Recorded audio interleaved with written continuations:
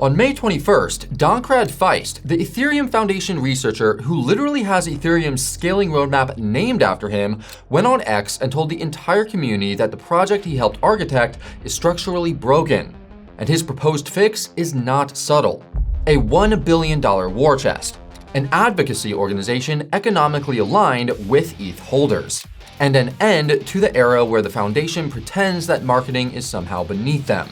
To put that into context, the Ethereum Foundation currently holds less than 0.1% of the total ETH supply, receives zero flow of staking or fee revenue, and has just published a mandate explicitly stating it is not a marketing agency. Meanwhile, ETH is down 43.83% over the last 2 years, while Bitcoin is up 11.85% over the same window. The truly extraordinary part is who is pushing back inside the foundation. What that fight reveals about why Ethereum has been losing the narrative war for 2 years straight, and whether $1 billion can actually undo the damage. So today, we're going to walk you through exactly what Dankrad proposed, dismantle the internal civil war now playing out in public, and lay out what this actually means for every ETH holder watching this video. My name is Louis, and you're watching the Coin Bureau.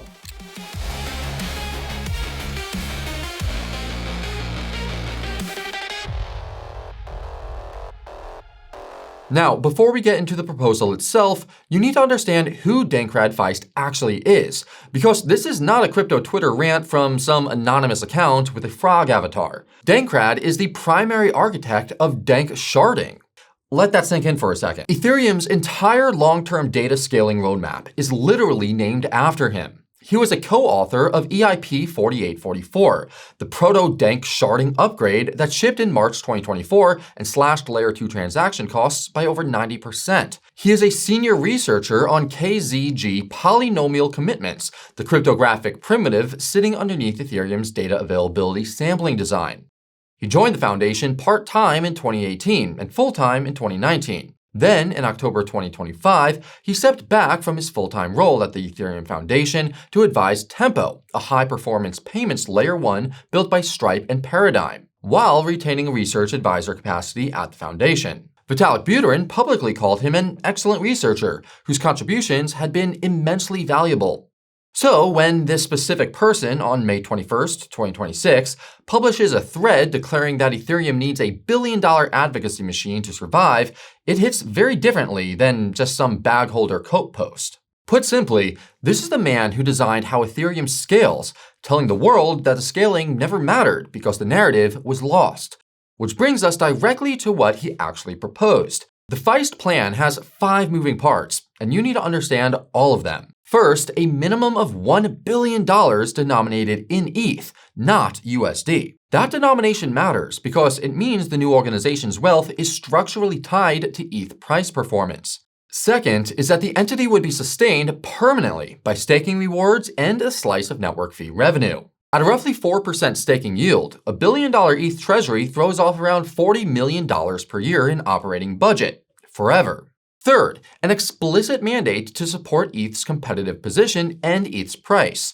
Fourth, governance by a board of directors who, in Dankrad's exact framing, want ETH to go up, and a leader who is competent and wants to fight. Fifth, accountability to the network rather than to a single nonprofit charter. And here's the direct quote that detonated crypto Twitter for 72 hours straight. Quote, "The EF holds less than 0.1% of all ETH. There is no flow of Ethereum staking or fee revenues to it. If we want to get Ethereum back to a winning trajectory, we need an organization that is economically aligned with Ethereum and accountable to it." Now look, the contrast with the foundation's actual published philosophy is brutal. On March 13th, 2026, the EF released its CROPS mandate. CROPS stands for Censorship Resistance, Open Source, Privacy, and Security. The document explicitly states the foundation's bottom line is not profit, nor organizational growth, nor blind adoption at all costs. It states that EF is not a marketing agency and not a casino. Genuinely, those are direct quotes from the mandate.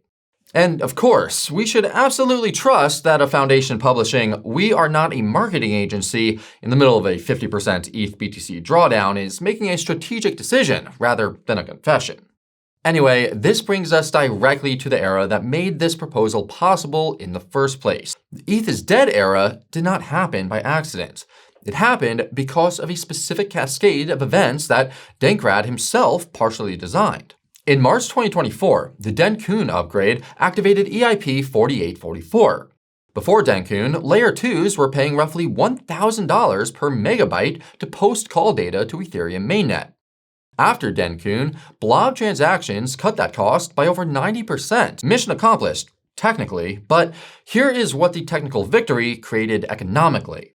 Daily ETH burn from EIP 1559 collapsed from thousands of ETH per day to frequently under 100 ETH per day, occasionally pushing Ethereum back into an inflationary state. The Ultrasound money thesis, which had been ETH's primary investment narrative since the merge, was vaporized by Ethereum's own upgrade, and the value extraction got worse. In 2025, Base, the Coinbase Layer 2, generated over $94 million in profit while paying just $4.9 million in blob fees back to Ethereum mainnet.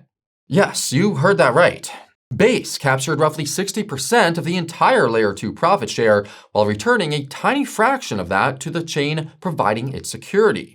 Average Ethereum mainnet gas fees collapsed to around 21 cents. The burn mechanism became structurally inert. And while all of this was unfolding, the brain drain started. In February 2026, Thomas Stanczak resigned as co-executive director. Tim Bako, the protocol coordinator, departed. And many other high-profile names all walked away during 2025 and 2026. In May 2026 alone, the total count for senior departures rose to at least 8. EF core developer headcount reportedly dropped from around 225 in May 2025 to 169 in May of 2026. And while this brain drain was unfolding, Harvard Management Company fully liquidated its $86.8 million position in BlackRock's iShares Ethereum Trust ETF in Q1 2026, after holding it for exactly 1 quarter. As of May 20th, ETH ETFs were sitting on a 10-day outflow streak. Bank of America's Q1 13F explicitly noted a reduction in Ethereum and Solana exposure in favor of Bitcoin. Meanwhile, cumulative inflows into BlackRock's IBIT Bitcoin ETF hit $57.1 billion. You might assume the foundation was responding to all of this with some kind of competitive counterattack. However, that assumption ignores the specific cultural reason the foundation could not respond. The Ethereum Foundation has spent a decade modeling itself on bodies like the IETF, the engineering group that stewards the internet protocols underneath your TCP/IP stack.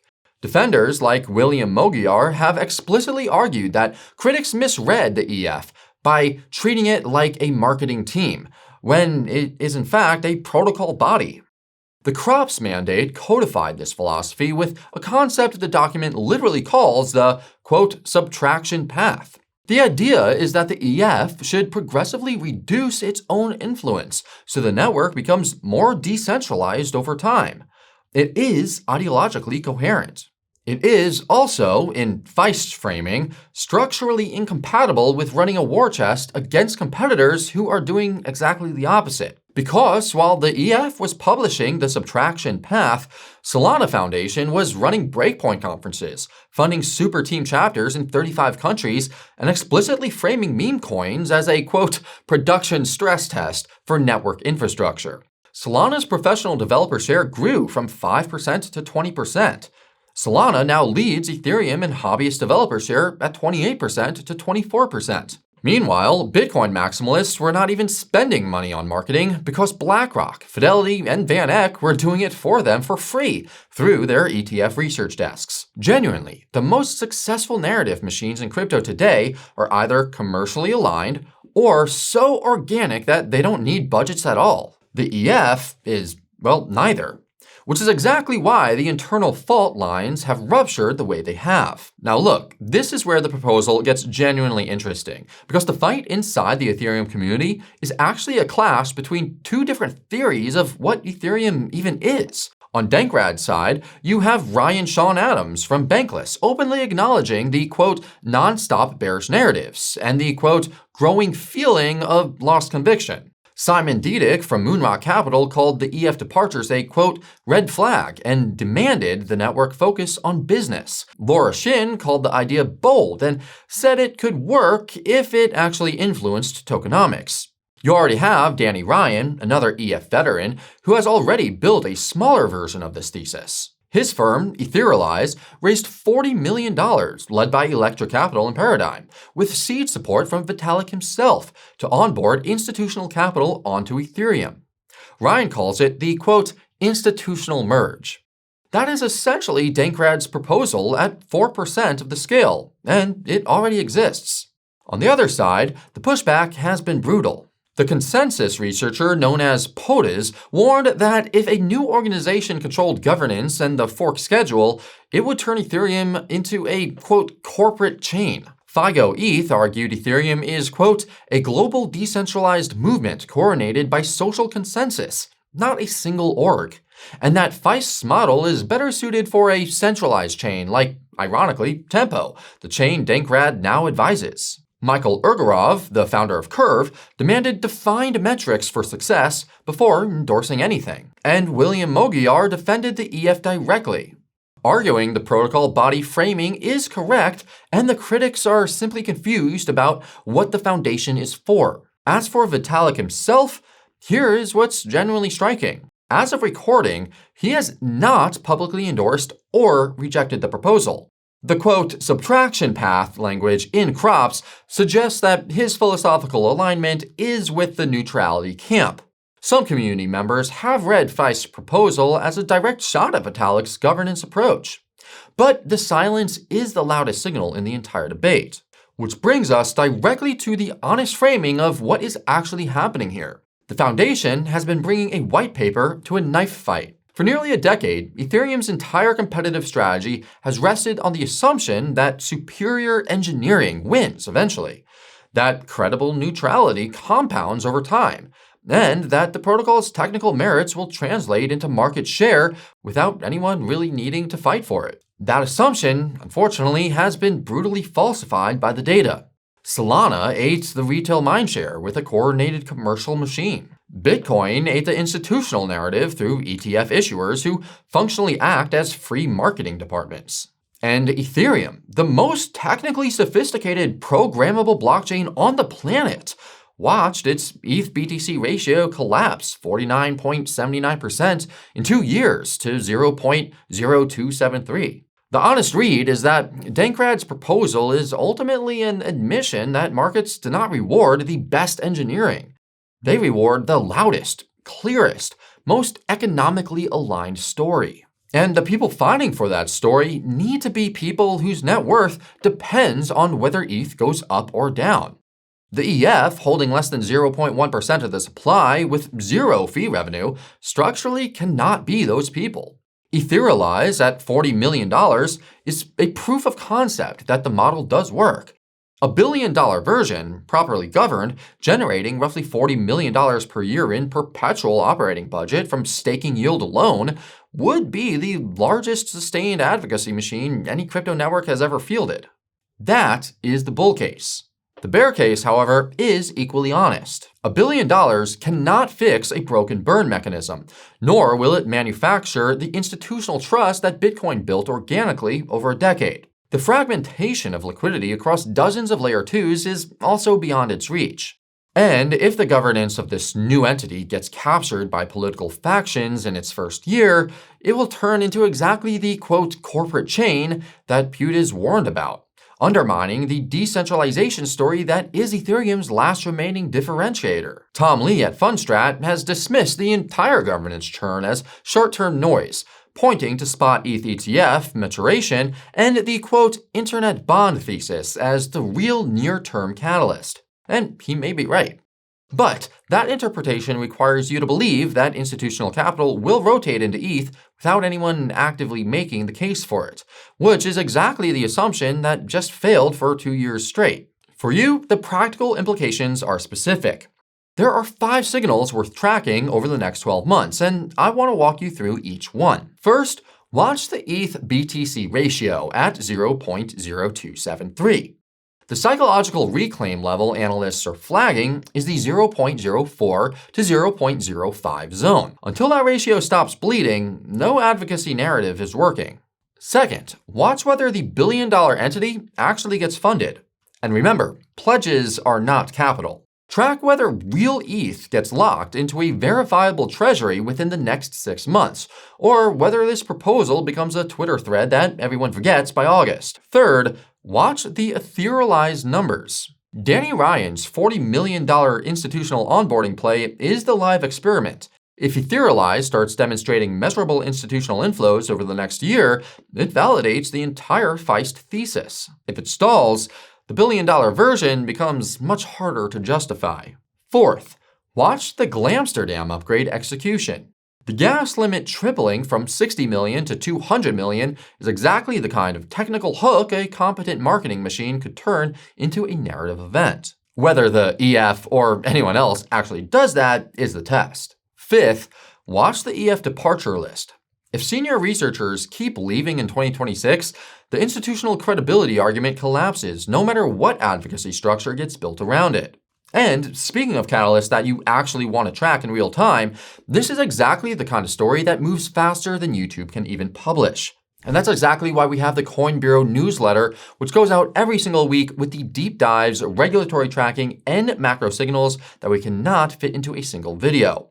It is completely free, the link is down in the description, and frankly, if you care about whether this proposal actually goes anywhere, then you genuinely want to be on that list. Which brings us to the framing question I want to leave you with. Is Dankrad's proposal the wake-up call Ethereum needed at exactly the right moment, with the protocol still dominant in stablecoins at approximately $170 billion in stablecoin liquidity hosted on Ethereum, still holding the majority of DeFi TVL, and still positioned to absorb the institutional settlement narrative if someone competent finally fights for it? Or is this 5 years too late? An admission that the cypherpunk neutrality strategy has already cost Ethereum the cycle, and that a billion-dollar war chest deployed in 2026 cannot reverse mindshare that Solana and Bitcoin have already locked in. Generally, get opinionated in the comments down below because this is the kind of debate where the community read matters. And if you want to understand exactly how Ethereum's L2 fee drain mechanically broke the ultrasound money thesis, with the full technical breakdown of blobs, the burn mechanism, and what Fusaka and Glamsterdam actually fix, then check out our deep dive video on that right over here. Thank you all so much for watching, and I'll see you again very soon. This is Lewis, signing off.